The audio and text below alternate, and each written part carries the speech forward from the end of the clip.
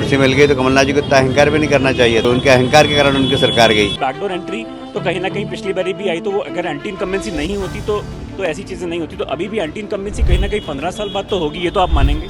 देखिए, हमारे लिए बहुत शुभ हुआ कि कमलनाथ जी की सरकार आ गई। कि जब आप सिंधिया साहब, चौहान साहब, जेपी नड्डा साहब इकट्ठे स्टेज पे आए, प्रहलाद पटेल, लेकिन आप पांचों के पांचों एक तरह से देखा जाए तो सीएम उम्मीदवार भी हैं, दावेदार, क्योंकि सिंधिया साहब हैं और ज्यादातर ये माना जाता है कि कांग्रेस से लीडर्स उठ के सीएम भी बन रहे हैं। Do you think he has potential या बीजेपी से ही होना चाहिए? Satisfied you feel today that party has given you the responsibility to contest elections, if not your son at least? मैं समझता हूँ कि एक खिलाड़ी भावना और एक अच्छे कार्यकर्ता की गुण मेरे बेटे में है, और ये बात सही है कि अमित शाह जी का मुझ पर आशीर्वाद बहुत है, पर उतना ही शिवराज जी के ऊपर भी है। Right now I am in Indore and joining me is BJP's powerful leader who was once responsible for bringing rewards and benefits to BJP in West Bengal, albeit it faced a defeat. But Kailash Vijayvargiya is also one of the contenders for the CM pick, let me tell you. Mr. Vijayvargiya, of course, अगर आज की मैं campaign देखूं आपकी, जो हर्षोल्लास और माहौल है, you were responsible for what BJP made inroads into the West Bengal elections as well at that time. How satisfied you feel today that party has given you the responsibility to contest elections, if not your son at least? Party ने निर्णय लिया है कि हमें चुनाव लड़ना है, तो उसके बाद फिर सोचते नहीं आगे के लिए। मैं समझता हूँ कि एक खिलाड़ी भावना और एक अच्छे कार्यकर्ता की गुण मेरे बेटे में है, और उन्होंने राष्ट्रीय अध्यक्ष जी को एक पत्र लिखकर टिकट नहीं देने का आग्रह किया।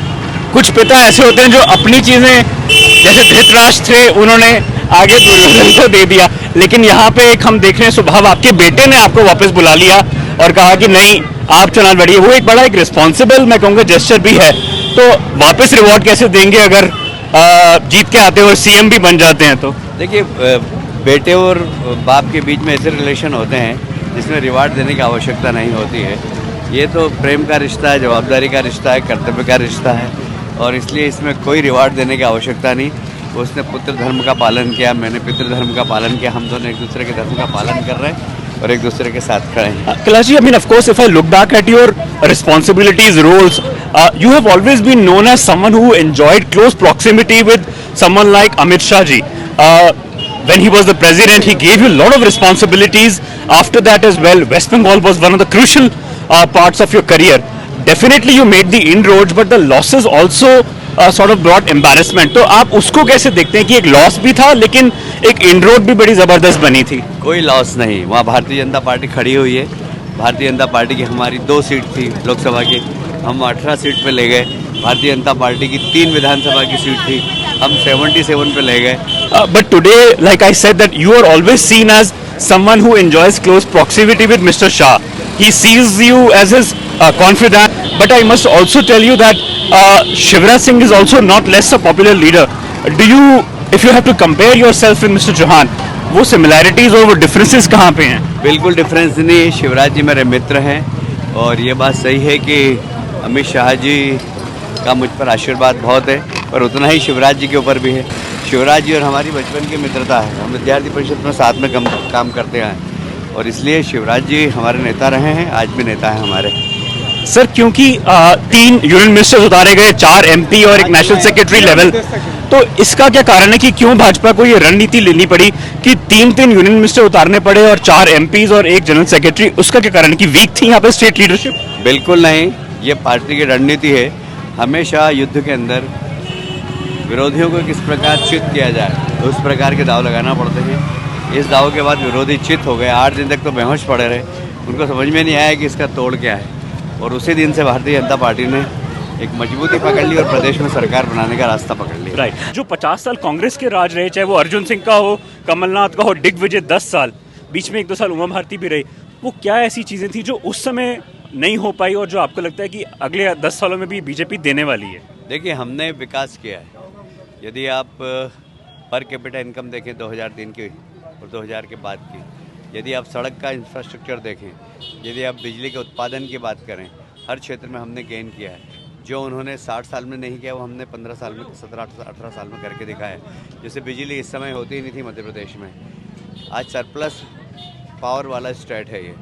उस समय बिजली का उत्पादन 5000 मेगावाट होता था, आज 28,000 मेगावाट हो रहा है। सड़कें हमारी 60,000 किलोमीटर थी सब गड्ढे वाली, आज 5 लाख किलोमीटर सड़कें हैं जो बिना गड्ढे की हैं।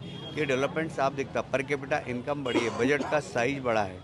और हमारे यहाँ अगर हम देखें कि इंडस्ट्रियल ग्रोथ -0.424 थी, आज हमारी +24 इंडस्ट्रियल ग्रोथ है। जनता लेकिन पार्टी लोग की कहते हैं कि सिर्फ सर जो डेवलपमेंट हुई है ना, that development has been restricted to just maybe Indore, Bhopal, Jabalpur and Gwalior, not beyond that.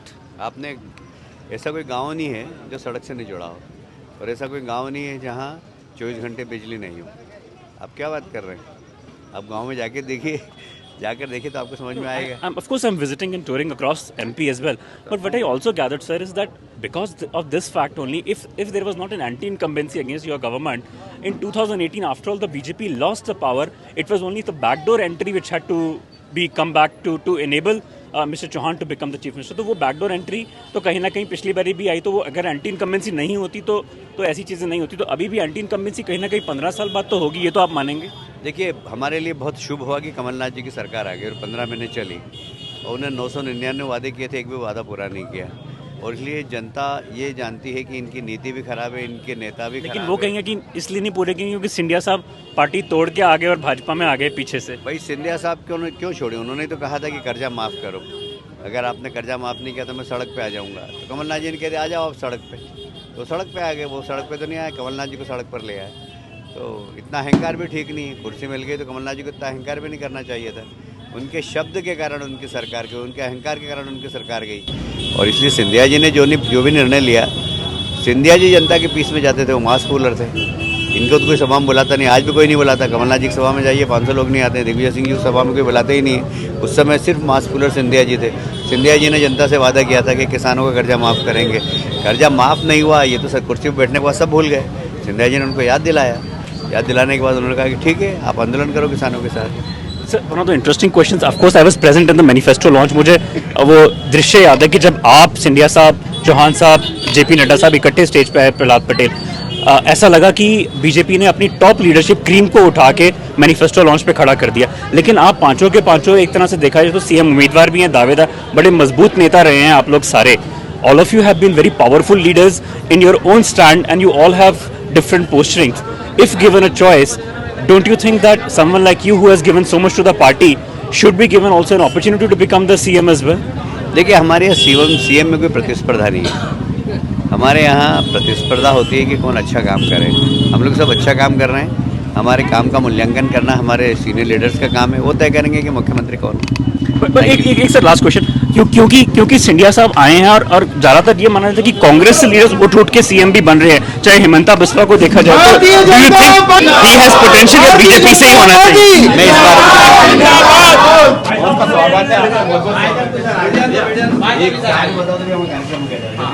So that was Kailash Vijayvargiya speaking to me, Rohan Dua, on the New Indian in the middle of heavy electioneering in Indore, as we bring you a lot of these feisty tales of fights and fight backs from Madhya Pradesh. Keep watching the New Indian. For such fine news breaks and video features from ground on your mobile phones, don't forget to subscribe to our channel, The New Indian, by clicking on the bell icon. Also, follow us on the social media handles on Instagram, Twitter, Facebook and Coup.